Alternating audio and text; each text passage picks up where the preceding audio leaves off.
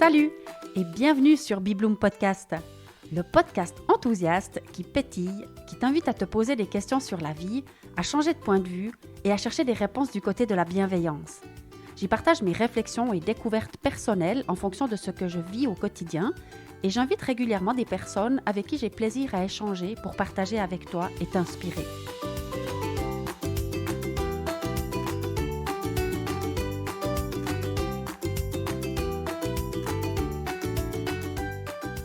Bienvenue dans ce nouvel épisode de Bibloom Podcast. Ça fait un moment que je ne suis pas venue te parler ici, et pourtant, la vie continue d'avancer, de bouger, de me surprendre. Aujourd'hui, j'ai enfin eu l'élan de reprendre le micro pour partager une grande nouvelle avec toi. Je pars 2 mois au Brésil, dès le 1er septembre. Dans cet épisode, je te raconte comment ce projet est arrivé, grâce à mon ami de longue date Steve, et pourquoi je l'ai accepté sans hésiter lorsque j'ai compris qu'il était lié à l'écriture d'un 3e livre.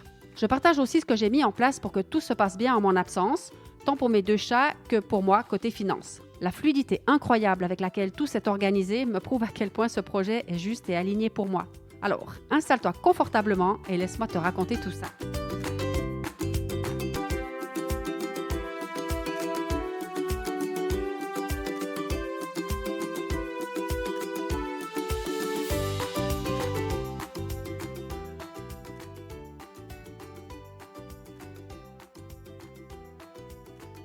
Hello, hello, me revoilà.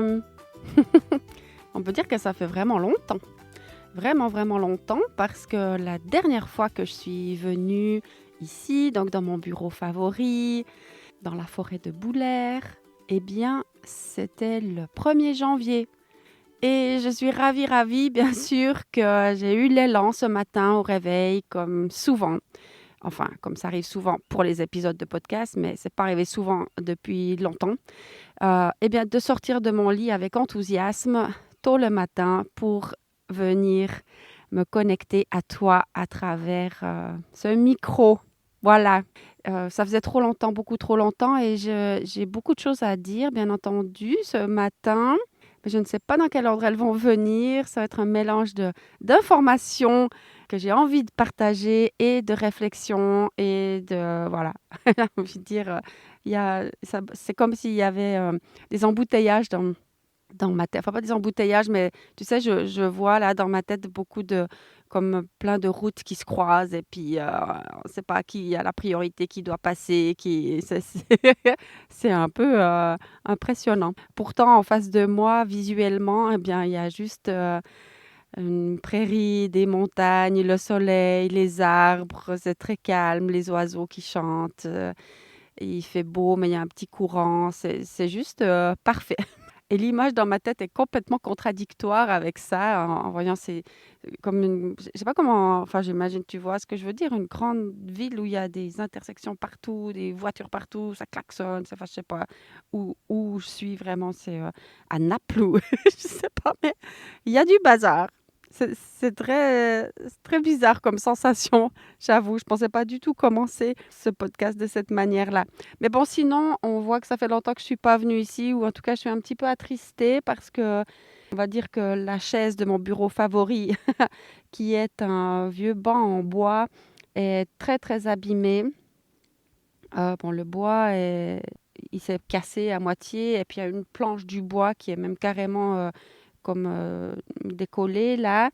Et puis, visiblement, il y a eu de la visitière parce que je suis assise à côté d'une bouteille vide de rosé. Peut-être qu'il y a une petite célébration du 1er août sur ce banc. Il y a 2 verres en carton. C'est pas le gros bazar, mais enfin, c'est assez joli comme petite scène. Et j'ai oublié mon téléphone. Normalement, je prends mon téléphone quand je viens ici et puis je fais une petite story pour annoncer que je vais faire un podcast. Et ben, je l'ai oublié. Voilà, c'est comme ça. Mais bon, en tout cas, je suis contente de te retrouver et je ne sais pas comment ça se fait qu'on est déjà le 2 août parce que moi, je n'ai pas vu passer l'année. Et encore une fois, là, c'est plein de contradictions parce que pour une part, il me semble que j'ai à peine eu le temps de faire 3 respirations quand on a déjà bien dépassé la moitié de l'année. Et en même temps, il y a pas mal de moments où je trouve que le temps passe très lentement, où je suis un peu perdue dans mes pensées, où j'ai parfois, même étonnamment, cette sensation de profonde solitude qui m'étonne parce que je suis quand même pas tellement seule, mais quand même, il y a des vagues comme ça. C'est assez étonnant de, de vivre ça parce qu'il vraiment il y a une histoire avec le temps qui se transforme. Et ça me fait penser à une conversation d'une de mes amies qui me disait que alors moi, je ne connais pas trop la physique quantique ou je ne suis pas experte là-dedans. J'en entends bien sûr beaucoup parler et tous les apprentissages qu'on fait grâce à cette physique quantique, mais je n'en suis pas du tout experte. Mais enfin, elle me disait que par rapport à la notion du temps, en termes de physique quantique, nos journées de 24 heures seraient maintenant des journées de 16 heures. J'ai pas trop compris quoi, comment, mais quand elle m'a dit ça, je me suis dit: «Ah, mais c'est pour ça que j'ai l'impression que le temps, il passe, si vite, que tout s'accélère, que tout se bouscule» et quand bien même, voilà, il y a bah, là, je suis très tranquille, c'est calme, enfin, c'est très étrange et dans les choses étranges que je trouve depuis quelque temps, c'est aussi, je me rappelle plus de ce que j'ai fait hier, je me rappelle plus de ce enfin, j'ai comme une sensation d'être beaucoup plus encore dans le moment présent, dans l'instant présent, de vivre l'instant, voilà, comme il est. C'est ce qu'on essaye de nous faire comprendre quand même depuis longtemps, vivre l'instant présent et tout. Bah, je crois que plus on s'approche de cette capacité à être vraiment dans l'instant présent et à le vivre avec intensité et être en conscience de chaque moment qu'elle nous est offert de vivre ou de partager avec des amis ou de découvrir. Eh bien, c'est comme si on n'a pas besoin de se rappeler de tout ce qui s'est passé hier ou avant-hier ou quoi. Par contre, j'ai plein de souvenirs qui me remontent sans arrêt de périodes plus anciennes. On pourrait peut-être aussi penser que ça, c'est la vieillesse, que c'est pas l'évolution et la connexion consciente à l'instant présent, c'est simplement les années qui passent et puis comme plein de personnes âgées dans dans des foyers, elles se rappellent de vieux souvenirs d'enfance, mais elles sont plus connectées au présent. Oh là là, bon, j'espère que c'est pas ça. Et en termes professionnels, cette année aussi, elle était assez, étrange pour moi parce que j'ai l'impression d'avoir vraiment intégré vraiment l'information, que j'ai arrêté tous les cours, que j'ai lâché la salle. Pourtant, ça commence à dater quand même, j'en reviens pas comme le temps il passe si vite. Vraiment, c'est fou ça. Ah oui, la salle, j'ai lâché il y a 1 an maintenant. La décision d'arrêter les cours, ça fait quand même déjà 2 ans. Mais punaise, je suis un peu lente à l'intégration. Enfin, vraiment eu tout un besoin comme de me redéfinir. Mais alors, c'est quoi mon activité? Et ça m'a pas mal occupée en début d'année de tout reclarifier, me dire, mais en fait, Yann, tu es juste génératrice d'enthousiasme et c'est tout. Donc, à chaque instant, tu génères de l'enthousiasme autour de toi. Alors, parfois, eh bien, je le génère en qualité de professionnel et je fais les entretiens pour les particuliers ou j'interviens pour des groupes, plutôt en entreprise pour des groupes où j'anime des cercles d'enthousiasme et j'ai vraiment reclarifié tout ça. Une génératrice d'enthousiasme, elle génère de l'enthousiasme et tout est venu beaucoup plus clair et plus simple dans ma manière de pouvoir répondre à la question et toi, tu fais quoi dans la vie? Et pour moi, l'enthousiasme, c'est vraiment cette idée que, enfin, je vois vraiment cette image-là. L'enthousiasme, c'est comme de l'eau pour une plante ou de l'essence dans une voiture, hein. Et si la plante n'a pas d'eau, ben voilà, elle n'est pas épanouie, elle s'affaisse et elle se flétrit. La voiture n'avance pas, c'est évident. Et moi, eh bien, je fais office d'arrosoir ou de pompe à essence. Voilà, pour que la fleur, bah, elle s'épanouisse ou la plante, elle s'épanouisse et que la voiture, eh bien, elle avance. Et ensuite, le conducteur, bah, je fais aussi un peu office de GPS, en tout cas pour le démarrage. Après, le conducteur, il va pouvoir revenir chercher de l'essence auprès de moi ou alors il va dans une autre station et puis après, il met son propre GPS et il trouve voilà, les gens qui vont l'accompagner sur le chemin. Et j'aime beaucoup ces 2 images-là parce que ça correspond tellement à ce qui se passe quand j'accompagne, quelqu'un. C'est cette magie-là de voir, voilà, l'élan qui revient ou la personne qui se redresse, qui sourit, qui a reçu ce dont elle avait besoin à ce moment-là et c'est assez magique. Et sinon, eh bien, j'ai passé quand même aussi du temps, pour cocoler les livres et partager la conférence. C'était assez différent de la première expérience, du premier livre où j'avais vraiment beaucoup plus de conférences, beaucoup plus d'élan, en fait, par rapport à ça. Là, c'est comme si ça se fait tranquillement, mais sûrement, un pas après l'autre. Mais en vrai, si je suis là ce matin, c'est pour te raconter qu'est-ce qui fait que je vais partir tout bientôt, 2 mois, au Brésil. C'est ça l'histoire qui m'amène ce matin dans cette forêt, au bord de cette forêt. Et bon, je vais pas te le cacher, c'est au moins la 4e fois que je recommence cette partie-là parce que j'ai tellement de choses à dire, je suis tellement enthousiaste, je pars dans tellement de détails que c'est pas possible. Et là, j'espère que cette fois-ci, c'est la bonne. Mais voilà, ouais, c'est ça. Du 1er septembre au 31 octobre, je serai au Brésil. Et puis, je me disais que ce serait quand même intéressant que tu saches comment ça se fait qu'il m'arrive cette histoire-là, une fois de plus, une aventure vraiment fantastique. Et c'est ça que j'ai envie de te raconter. Il faut que j'essaye de ne pas me perdre dans trop de détails. Et ça, c'est pas ma spécialité. Alors, tu te rappelles de mon ami Steve? Si tu as lu mon premier livre, possiblement, sinon non. Mais en tout cas, voilà, il y a un lien très clair avec lui dans cette histoire-là. Donc Steve est américain, il habite actuellement en Floride. Je l'ai rencontré il y a maintenant 28 ans à Istanbul. Bien sûr, par hasard, dans la rue, comme tout ce qui arrive dans la vie, ce hasard qui fait si bien les choses et qui n'existe pas déjà, mais quand même qui est mon meilleur ami. Voilà, voilà. Et nous avons vraiment sympathisé et surtout gardé un lien depuis tant d'années. Donc, on s'est revus. D'abord, je suis allée chez lui. Il habitait à Seattle à ce moment-là. Ensuite, il est venu me rendre visite en Suisse à la naissance de Charlotte, puis à la naissance de Léonie. Et on s'est revus à Paris, on s'est vus à Montréal. Il est revenu encore plusieurs fois en Suisse et je ne l'avais pas revu depuis 2019. Et là, en décembre, il m'a fait une surprise absolument incroyable de venir me rendre visite en Suisse le 28 décembre. Il a combiné une, une histoire de dingue avec la complicité de mes filles qui ont été exceptionnelles là-dedans pour voilà, venir me rendre visite et sans que je ne sache rien. Et c'était complètement, complètement fou cette histoire-là.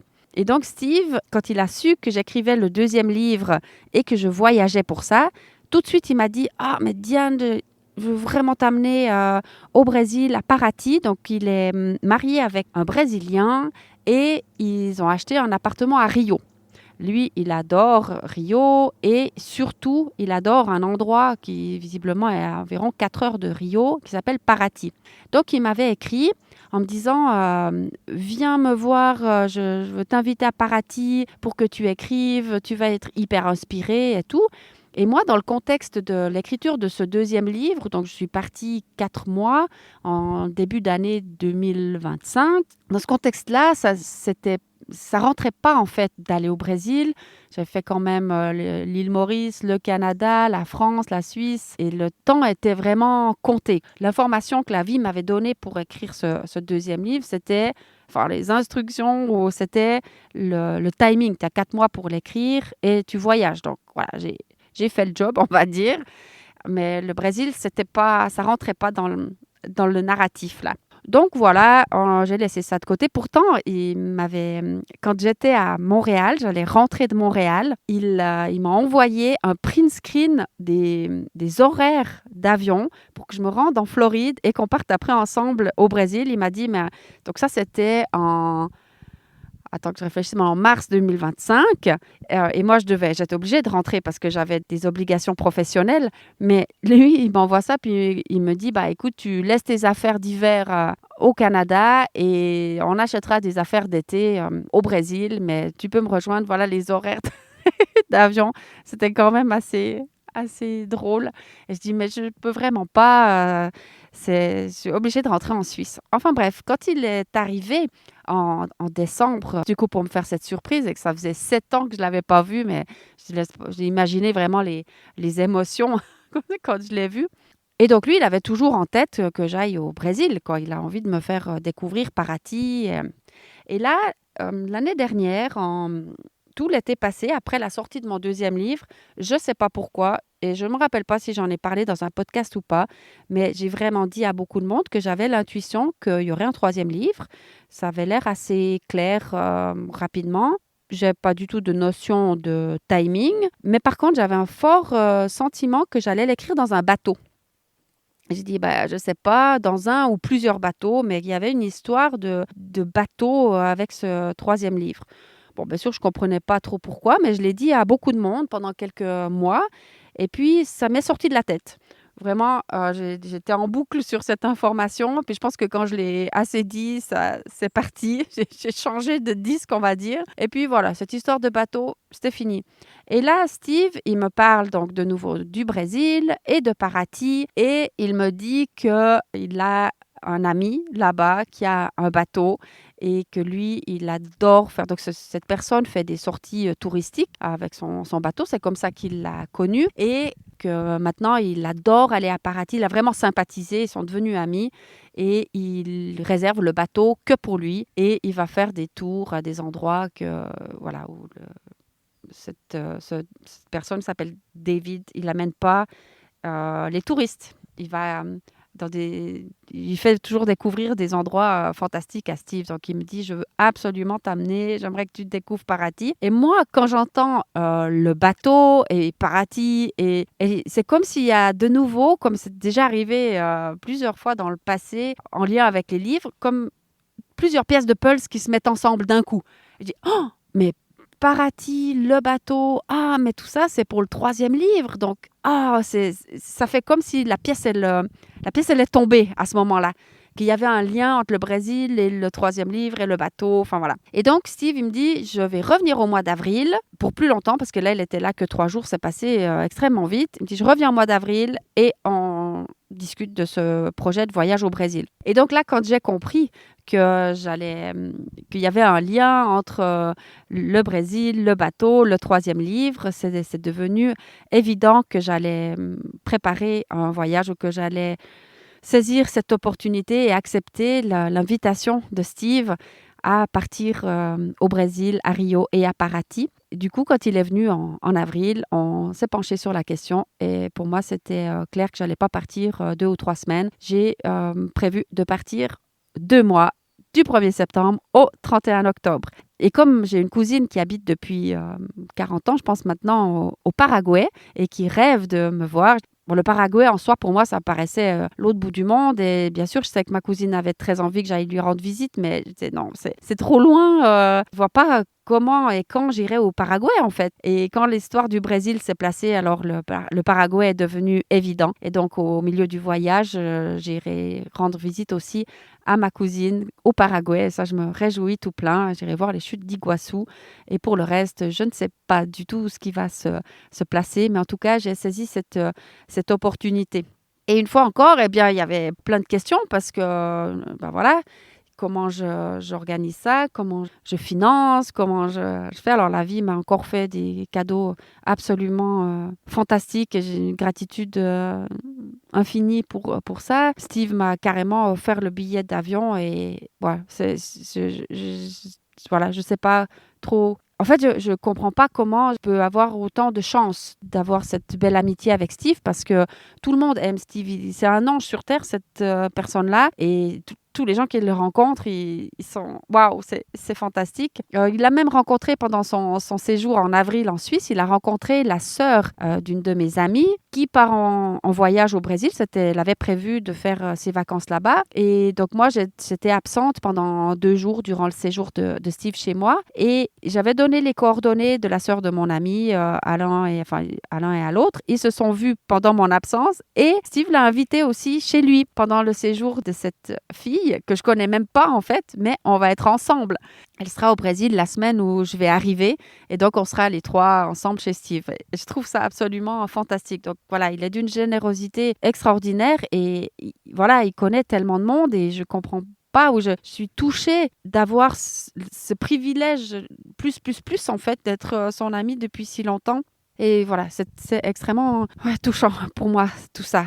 Mais donc ça, c'était déjà une chose. Et après, je me suis dit, eh bien, comment j'organise le reste? Parce que j'ai les 2 chats, voilà, à l'appartement. Et l'idée m'est venue, bien sûr, rapidement de louer les chambres dans mon appartement. Et à partir du moment où je suis passée à l'action parce qu'il y avait plein d'options différentes. Je pouvais laisser j'ai des chambres donc sur Airbnb, je pouvais les laisser sur Airbnb, puis avoir des gens qui s'occupent de ça. Enfin, ça me paraissait peut-être un petit peu compliqué. Enfin, je voyais plusieurs options, mais finalement, quand je me suis plongée dedans et que j'ai décidé maintenant, je m'occupe de ça parce que le temps passe, eh bien, en 3 semaines, j'ai réussi à louer les 3 chambres de mon appartement de 3 manières différentes, mais ce sont des gens qui vont rester les 2 mois. Donc, j'ai mon amie Noémie qui sera là, qui est donc la sœur de cette personne que je vais rencontrer, Floriane, je crois qu'elle s'appelle, que je vais rencontrer au Brésil. Donc, elle sera dans l'appartement et ça, c'est absolument fantastique. C'est la 3e personne que j'ai trouvée. Les 2 autres, j'avais déjà trouvé avant, mais c'est fantastique qu'elle soit là parce que voilà, elle connaît déjà bien l'appartement, elle connaît les chats,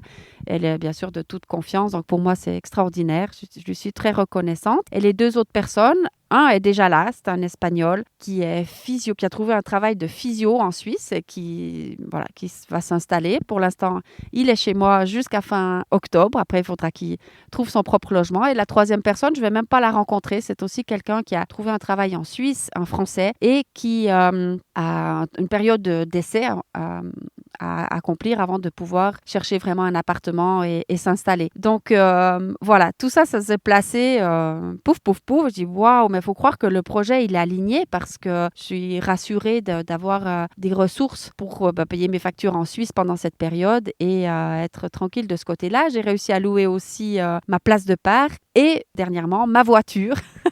Donc, je me dis que ça s'est fait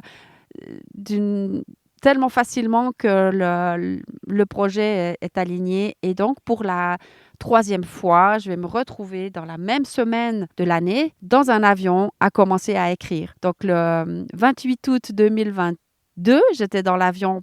Je commence à écrire « Reste assis sur ta chaise, respire et sois heureuse ». Je lui ai donné le petit nom de « Respire ».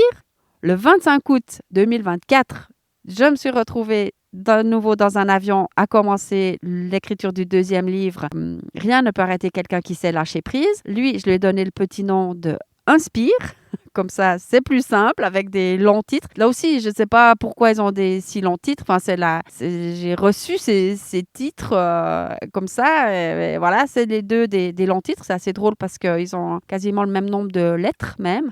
Et donc, je me retrouverai le 1er septembre 2026 de nouveau dans un avion pour commencer l'écriture du 3e livre. Donc voilà un peu ce que j'avais envie de partager avec toi aujourd'hui. Voilà, te raconter ces parties d'anecdotes-là. C'est difficile en vrai d'en faire un résumé pour moi en tout cas parce que ça fait des mois que cette histoire-là m'habite et que j'ai pu la raconter petit à petit, étape par étape. Mais là, je ne sais pas, j'ai de la peine à savoir jusqu'à quel niveau de détail je vais. Mais je crois que là, on est pas mal. Enfin, tu me diras en commentaire ou tu m'enverras un petit mot pour me dire si si tu as suffisamment d'infos et si c'est assez synthétisé.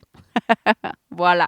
Donc maintenant, il me reste 1 mois avant le départ et j'arrive un petit peu quand même dans cette zone après avoir passé toutes les zones de grand enthousiasme, enfin d'émotion, de joie, de gratitude. Enfin, j'ai passé vraiment des semaines et des mois même sur ces chouettes émotions-là. Et là, je suis un petit peu donc c'est la dernière ligne droite quand même avant le... Bon, il reste 1 mois, mais quand même, je sens que c'est la dernière ligne droite. J'arrive dans cette zone que j'ai déjà traversé aussi pour, notamment avant le départ en Irlande. Je crois que j'avais fait carrément un seul podcast là-dessus. Cette zone un peu de doute.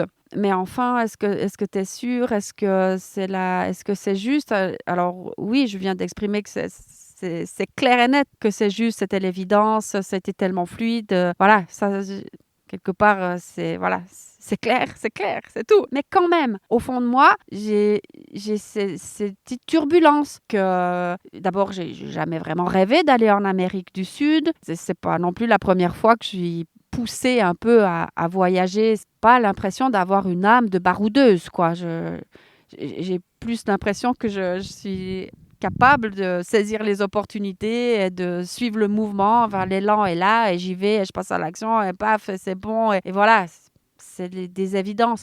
Mais dans les faits, concrètement, je suis quand même un peu en train de me demander, mais est-ce que ça va me plaire, l'Amérique du Sud, enfin le Brésil bon, je sais ce qui va me plaire, les gens que je vais rencontrer, les échanges, ma cousine, ça c'est certain. Et puis pour le reste, on verra. Je ferai avec. En tout cas, j'ai mieux choisi la saison cette fois-ci parce que quand je suis partie à l'île Maurice, je n'avais pas du tout réalisé ou capté qu'en partant en janvier, c'était en plein été là-bas. Moi, j'aime pas trop le chaud. Bon, là, je suis servie cette année avec ces canicules en Suisse. On dirait que l'île Maurice est venue nous rendre visite en Suisse. Mais enfin, bon, ça va quand même. C'est pas si pire. Mais disons que vous le savez maintenant parce que, enfin, tu le sais bien parce que j'ai quand même pas mal partagé là-dessus que j'aime mieux le froid que le chaud en soi. Mais donc, en ayant choisi septembre-octobre au Brésil, ça sera le printemps, ça devrait le faire en termes de température. Je pense que de ce côté-là, ça sera bien. Et puis, pour le reste, eh bien, heureusement aussi, en termes de nourriture, c'est assez facile pour moi parce que j'aime tout. Donc, ça sera simple. Sauf que cette année, j'ai quand même été un peu poussée à réfléchir un peu à l'alimentation, diminuer le gluten, à changer quelque chose un peu dans mon alimentation, ce que j'ai très bien réussi à faire, c'est super. Mais bon, au Brésil, j'ai plus envie de me connecter au fait que tout est simple pour moi parce que j'aime tout, que rendre les choses compliquées avec des aliments que je mange plus ou quoi. Bon, on verra. Je pense que je vais vraiment me connecter à profiter de tout. Mais voilà, c'est quand même un petit peu ça qui m'habite en ce moment. Ces petites turbulences. Mais je pense que dans chaque projet, en fait, c'est des moments qui sont...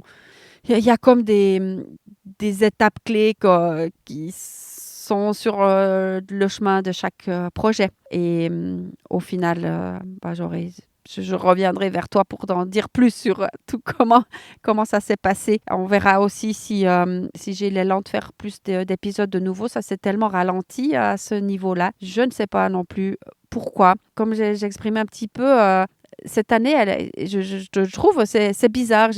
J'ai en même temps beaucoup de temps, mais plus la notion du temps. J'ai des choses que je faisais, voilà, qui étaient des routines, hein, notamment les podcasts, ça a beaucoup ralenti. En même temps, ceux que j'ai faits, j'ai beaucoup aimé avec l'association Gruyère Solidaire. C'était des chouettes échanges avec Hélène Guérig. On avait beaucoup parlé du seul en scène qu'elle préparait à ce moment-là et j'ai eu l'occasion d'aller le voir. C'était absolument extraordinaire. Donc ça, c'était le 104e épisode de podcast que tu peux réécouter. Mais si elle propose de nouveau son spectacle à quelque part, il faut vraiment, vraiment aller le voir. Il est exceptionnel. Et ensuite, je fais aussi l'épisode avec Julie et son livre fantastique. Et Julie, elle prend l'ascenseur, en fait, avec son témoignage qui est vraiment sur l'errance médicale et le fait que tant qu'ancienne soignante, hyper appréciée, hyper présente, hyper à l'écoute, elle peut maintenant témoigner de ce qui se passe en tant que personne malade. Et son témoignage et son message et la manière dont elle fait bouger les lignes est vraiment fantastique. Elle a été plusieurs fois maintenant récemment dans la presse et c'est fabuleux comme ça se passe pour elle. J'en suis absolument ravie. Voilà, donc on verra pour moi ce qui va se passer avec le podcast et ce voyage de nouveau à venir. En tout cas, maintenant que j'ai planté le décor, je te tiendrai au courant de la suite, forcément.